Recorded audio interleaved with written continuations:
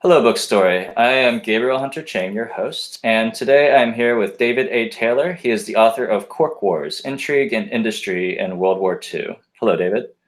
Hello. All right, so to lead off, I mean, it's a story with a lot of threads. It focuses in many ways on the Crown Cork and Seal Company. Then it also talks about government involvement in industry, espionage, fears of sabotage, and then all of the diverse actors within those narratives.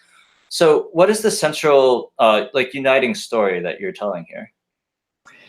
Well, it's really about, it started off as really about industry and people actually on the home front during the war. We often see histories about World War II from the perspective of the battlefield or the war room.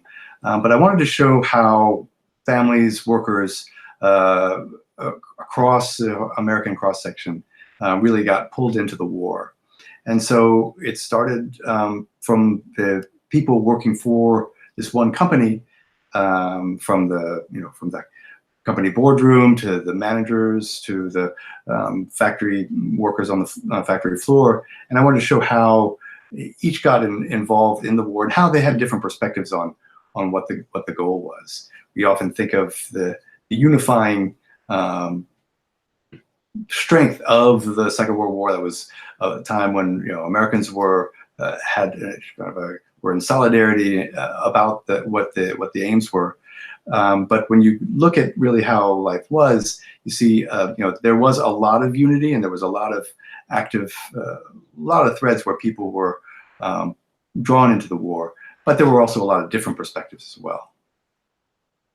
Right, and so we actually had a reader question from Clint Schemmer, and he talks about, or I guess he asked, how did you learn of this story and what immediately intrigued you? And so yeah, I guess I'll put that question to you. It's a good question. I came across this story in the course of doing research for a different story, an earlier book about the 1930s and the Federal Writers Project. And I found an article about this wartime tree planting patriotic effort. And in my past, I've written about forests and how people relate to them, and about how forests get caught into conflicts and what that does. So I was intrigued by this idea of a tree planting campaign during the war and how that drew Americans in, but also what would the motivations be for supporters? How could something as long-term as tree planting have any effect on the war, and what was behind that? So that's what really started me to dig more into it, and then to find some people close to the story, and talking with them really pointed to these strands of sabotage and espionage, and the personal stories behind that. So yeah, you just mentioned that you were talking to some people who are actually involved. Was that a primary source of your research process? Were there other things that you did to kind of get this narrative together? Yes, I really did look to, because this was a story that there were articles about this tree planting campaign. There were sort of promotional puff pieces, and there were a few histories about that reflected this connection, obviously, between industry and espionage, but really making it personal and making it lived. I knew I would have to find both personal papers, but also people to interview. So I started with actually the son of the company's owner, Charles McManus. His son is Charles McManus Jr. And as it turned out, he was still in the Baltimore area.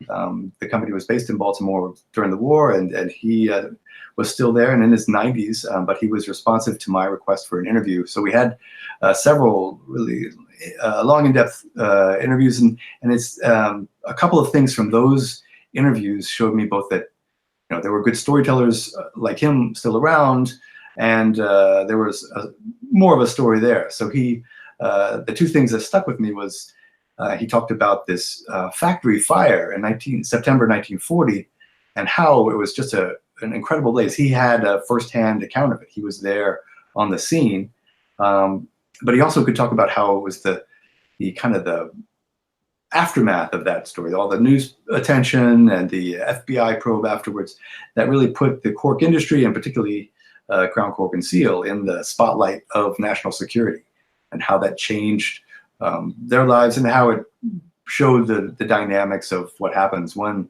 a company or a natural product gets pulled into the national security situation. So that kind of became like the backbone for the book, I suppose. Yeah, that's a good way to put it. That family story, the McManuses, they were a key both to, they were the kind of the backbone of the story of the industry's response to this threat, this vulnerability to foreign sources. Cork was, all of it came from the Mediterranean and particularly Europe, and that was cut off by the Nazi blockade. But it also provided the path into this espionage story, because it was the OSS, the precursor of the CIA, that approached Crown Cork and Seal and said, we need some people who have undercover private sector experience that could be undercover in Europe for supplying intelligence. And then it was also the McManuses who were the kind of the source of this idea of this tree planting campaign, and that's another thread that how both the research for that and also the outreach for that campaign brought a lot of Americans into this effort. So in addition to the McManuses, you talk about two other families that were both involved in the war effort and within Crown Cork and Seal, the Marsas and the De Caras, if I'm saying that right. Yeah, that's right. Yeah. Great. So how did you kind of get those narratives together as well?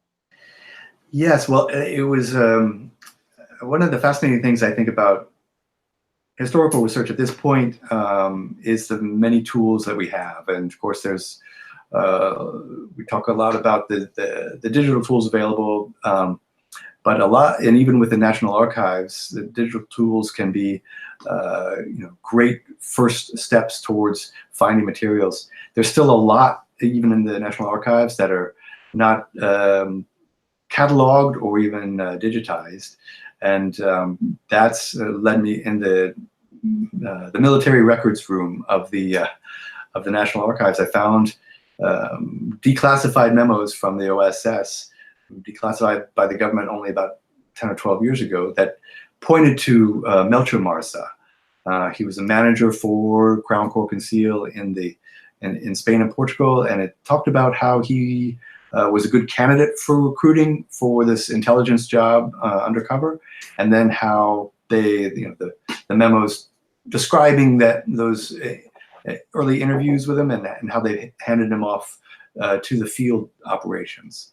And that led me to then try to track down Marsa's family. And actually using Facebook, I found through his granddaughter, I found Marsa's daughter, Gloria Marsa Meckel, who was living in Mexico City and also in her 90s, but with very clear memories of her parents and her life. She lived with her parents in Europe during this time, in Spain and Portugal. So she just proved a wonderful source for that part of the story, and grounding it in human, in her father's experience and what that looked like. That's a really incredible aspect of the book too, I thought, was just how you were able to present what these people were doing, but also how they felt about it, how, what was motivating them. I thought it really kind of added like another dimension to the book. Oh, thanks. That's good to hear. So to move on a little bit, I guess I talked earlier about how kind of complex the book is, how many different threads of narrative there are. It's kind of like a specifically sliced cross section of the war. And another thing I liked about it was just how it gets across the sheer complexity and the confusion of the war. So how did you decide to put this book in order, or like how did you decide what to leave in and what to leave out with these different themes and these different motifs and different narrative threads? Yeah, that was not an easy series of choices, actually. I mean, of course, there was the proposal to the publisher and my editor at Johns Hopkins University Press was helpful in terms of working with me to clarify mainly the three strands that rotated among the families and how those brought out the themes that you mentioned. And initially I thought, well, I'll try. Chronology is a great organizer. People can follow a chronological account generally, and so I thought I would just put all of it together in a chronological drama of 3 acts, but going across the families in each chapter. And that's where actually my sharing drafts with fellow writers, particularly in my writers group of like 4 or 5 people, getting their responses was really helpful to say, this is too much to pack into one chapter. We're moving around too much. So their feedback really helped me clarify the threads from chapter to chapter and make sure that both the transitions and the context was clear. So I think I'm not unusual in saying that getting feedback from good readers and fellow writers was key to making sure that the structure and the narrative worked in the long term. Yeah, that's really important, and it did work out. So thanks to them. Oh yeah, exactly. They're in the acknowledgments for exactly that reason. Yeah. Awesome.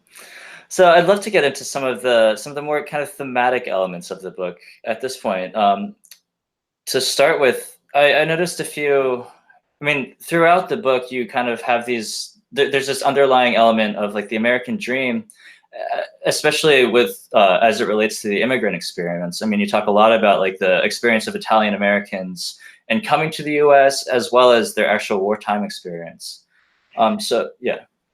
Yeah, and the third family that we follow in the book is the DeCaras, as you mentioned, and they came to Baltimore in 1905, and they were representative at that time of immigration a lot from southern Europe, and they came. The couple Giuseppe and Rosa DeCara came. They met on the ship from Palermo. They arrived in Baltimore. They got married here, and they started a family. And it was their son Frank DeCara, who I interviewed a lot for the book. He was just a great storyteller about growing up in Baltimore at that time.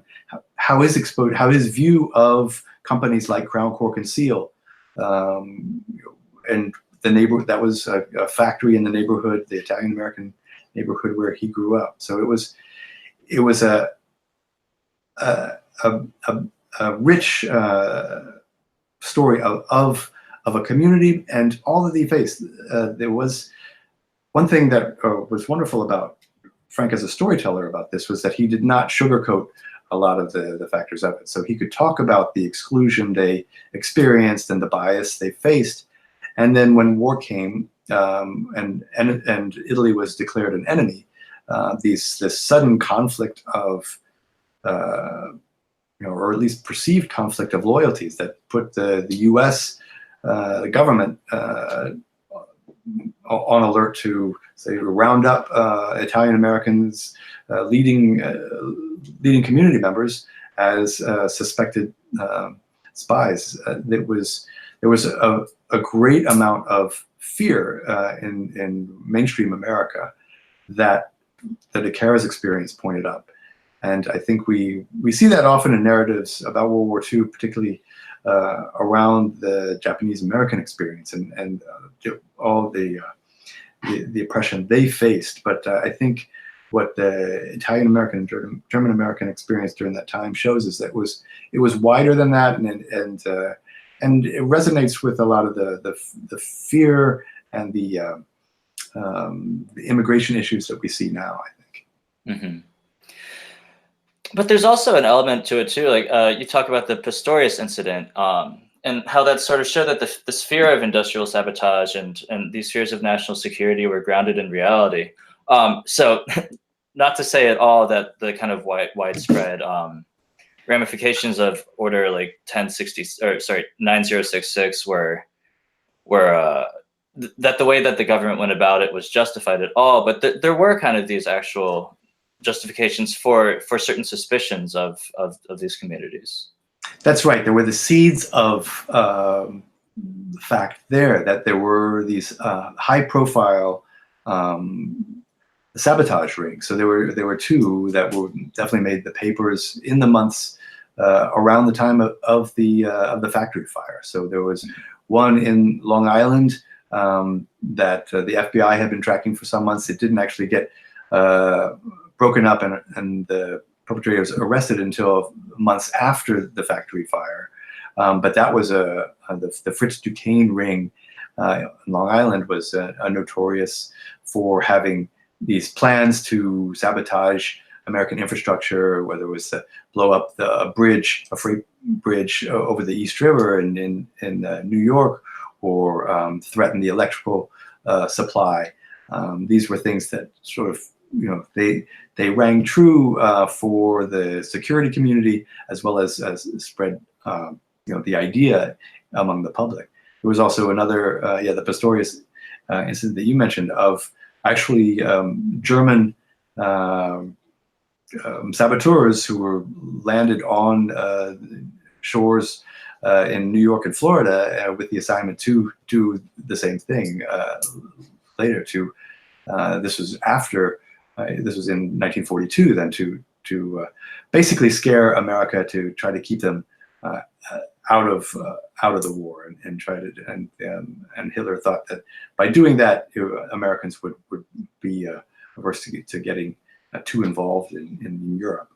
And so these incidents did, plant a grounding of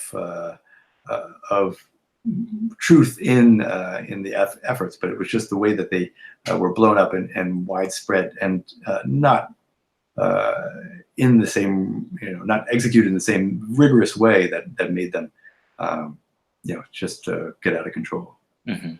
I suppose that's pretty neatly encompassed too in the first chapter of the book when you talk about the Crown, Cork, and Seal fire in Baltimore. Yeah, that's where you get into some of those elements. Because also that one, I guess, you talk about at the end how it's thought that the most likely reason why it happened was a worker leaving a cigarette behind, but there's also an extent to which we'll never really know. Yeah, that's a factor. That was Charles McManus Jr.'s theory that it was cigarette butts, but there were other real incidences of sabotage in Baltimore during that time. So one article that I found from that time was saying, fire forensics being what they were at that stage in the 1940s, usually in a big fire or explosion like that, consumed all the evidence of its start. So unlike today, when you would be able to do a lot more forensic research about what caused it, they often didn't know. And so we don't fully know exactly what started that one. Mm-hmm. So part of these questions of industrial sabotage, I guess, or a question that would follow from this is, why was Cork a target of industrial sabotage? Which sort of gets into Clint Schemmer's second question, which is, what use of Cork made it such a national security priority? Yeah, and that's what fascinated me more than whether the fire was deliberately or not deliberately started. It was the effect of it, both on the national security scene. It was perceived as vital because it was in the era before plastic gaskets. Cork was really key. It was ground up and spread into thin sheets for gaskets used in engines that were, whether it was for tanks, bomber wings, trucks and transports, as well as weapon systems and in ships. It was really a sealant and an insulator that was widely used in industry before cheap plastic was available. Mm-hmm. So that led to a lot of government government scrutiny of businesses like Crown, Cork, and Seal, and that's, I mean, another kind of central theme of the book, I think. Or not central. Another theme of the book is just this relationship between government and business throughout the war, and how that sort of evolved. Yeah, I think there were voices. This was a time, I mean, leaders of companies felt like they were getting pulled too much into the public sphere. They felt, the head of Armstrong Cork at that time felt that this creeping socialism was just getting out of control, that companies couldn't do what they wanted.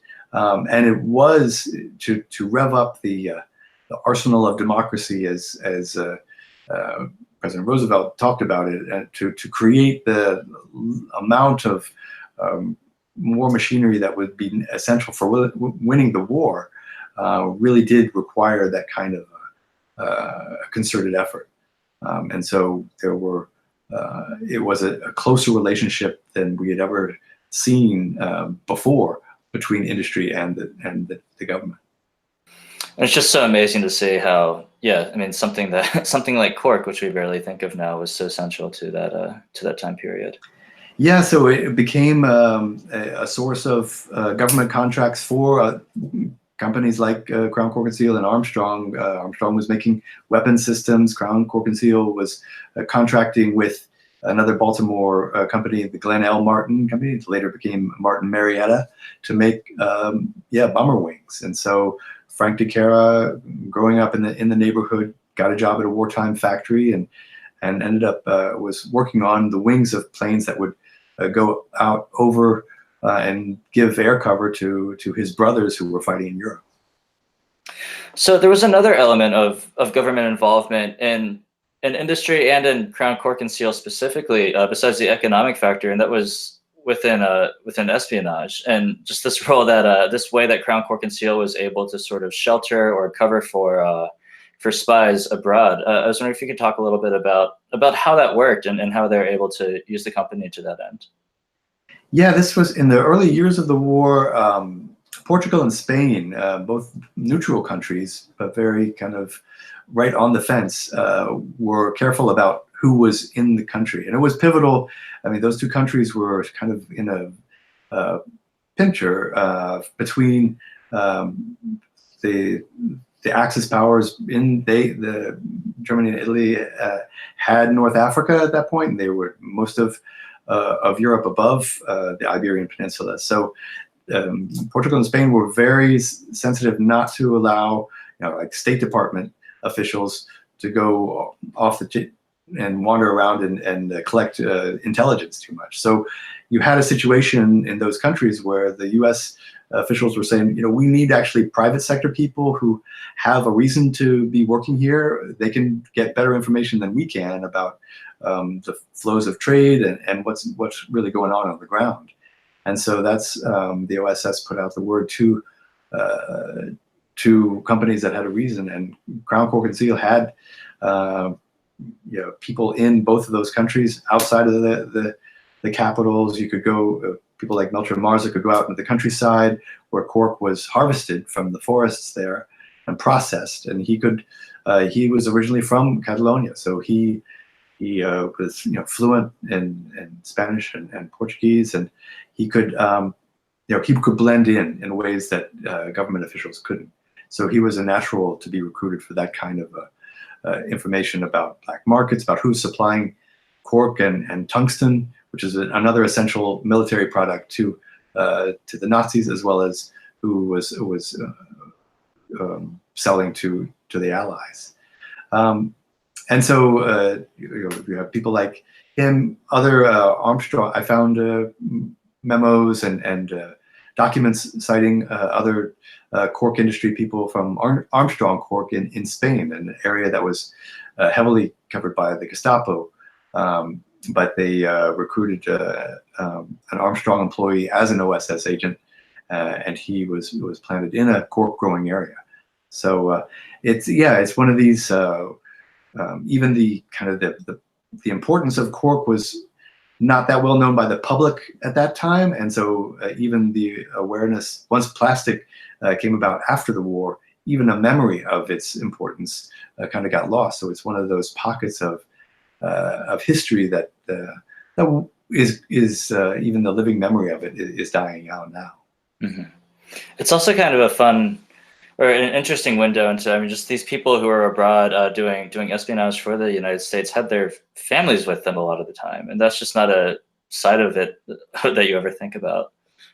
Yeah, and in the case of Melcher Marza, actually, by the time he was doing work for the OSS, it was really during the war, and his family was back in Brooklyn, and so they were, he was coming back from time to time, and so Gloria, remember going with him to Washington to get his paperwork updated, and she was struck by how he had access to the top layers of government, and was curious how this mid-level business manager managed that, and he didn't explain it, but that's where kind of her family grounding and for the story helped me see how that looked with him.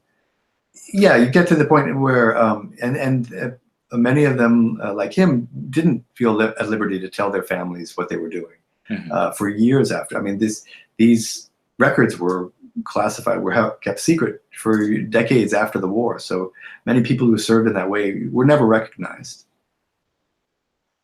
So I guess that's the international side of the cork industry and the war. There's also the domestic side as well, especially with this McManus Cork project that you talk about. And we actually have a reader or a listener question from Michael Vanos, where he says he had never really given cork any thought before, but it was fascinating to learn how important it was during the war and how many uses it had.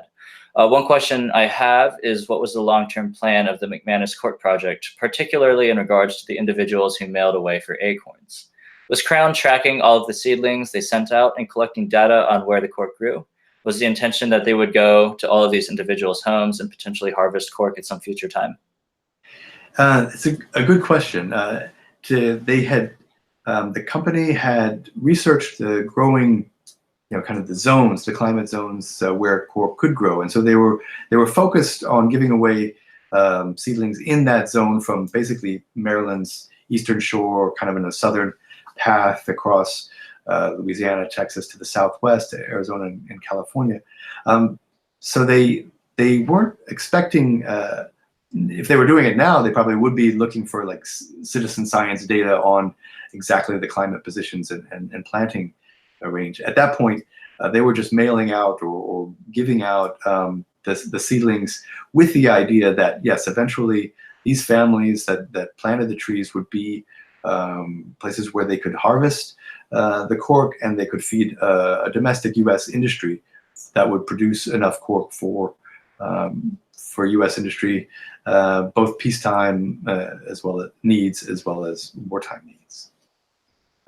So that there was relying kind of on the idea that the infrastructure about how to, like, the technical knowledge of how do you harvest cork, how do you strip it, you have to peel it from the tree in a way, in a careful way to keep the tree healthy, and then you have to be able to flatten it out and ship it to the factory where you can get it there. But so there were a lot of steps between simply growing the seedlings and getting processed cork, but they thought they could work that out in the time it took for the trees to mature.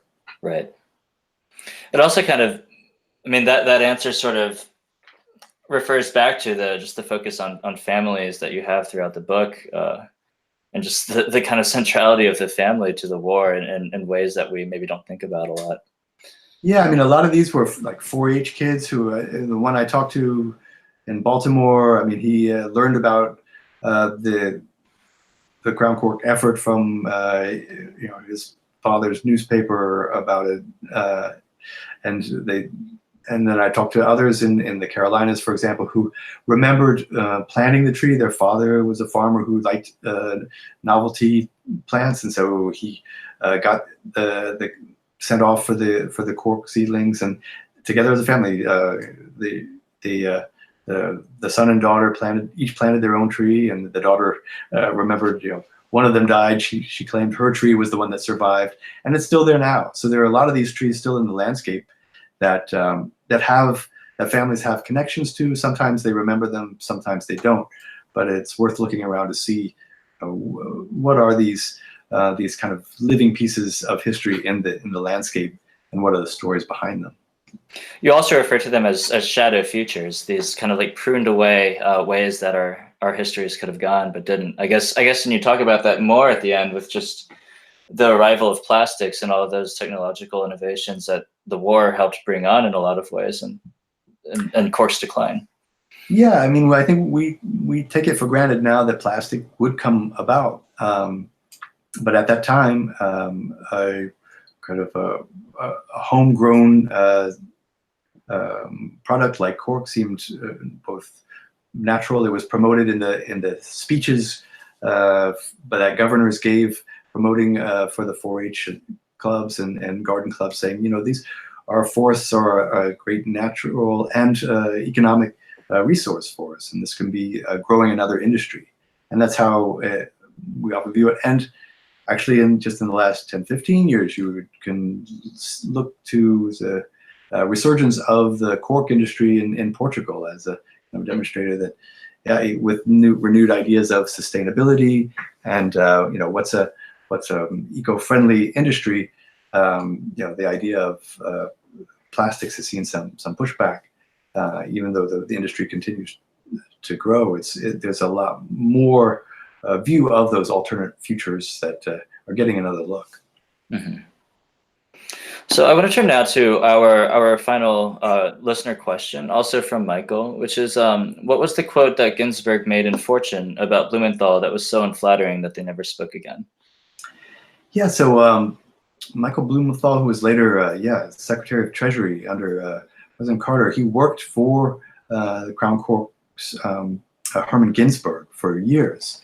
And it was that was a fascinating interview to have, and to share that this kind of a surrogate, father-son relationship, both of people who would come to the U.S. as young men, and in different generations, and that how that it had all the tensions of a fraught father-son relationship. So that quote, once Blumenthal became famous as a government official in the White House in the Johnson administration, and then later under Carter, it kind of rankled Ginsburg. The quote was about how Michael Blumenthal was always aggressive or always abrasive, and it was just it struck Blumenthal as hurtful, and so it really kind of poisoned their relationship from there. Mm-hmm. So that's about our time. David, do you have anything else that you'd like to add, just to the conversation and to the book in general? Oh, thanks, Gabriel, for this chance to talk about it, and thanks to the readers for engaging with it and having those great questions. I hope it does lead them to kind of consider those stories, and I hope it considers the writers and people who have family stories that relate to that, to explore them more, because I think that one thing that the book shows, and that my process for finding it shows, is that they're even as well documented as the World War II is, with things like the OSS records still coming to light, and military records, and what we can find about the public record there. It's still this is a kind of a pivotal time to find more stories from that period and to get them down. Yeah, it really is amazing that you could find two like surviving people from the time that you're writing about. Yeah, three really, and it's so I urge people to seek them out and find out what they can get from the people they know. Awesome. Well, thanks so much, David. Thanks, Gabriel. I really appreciate it. Take care.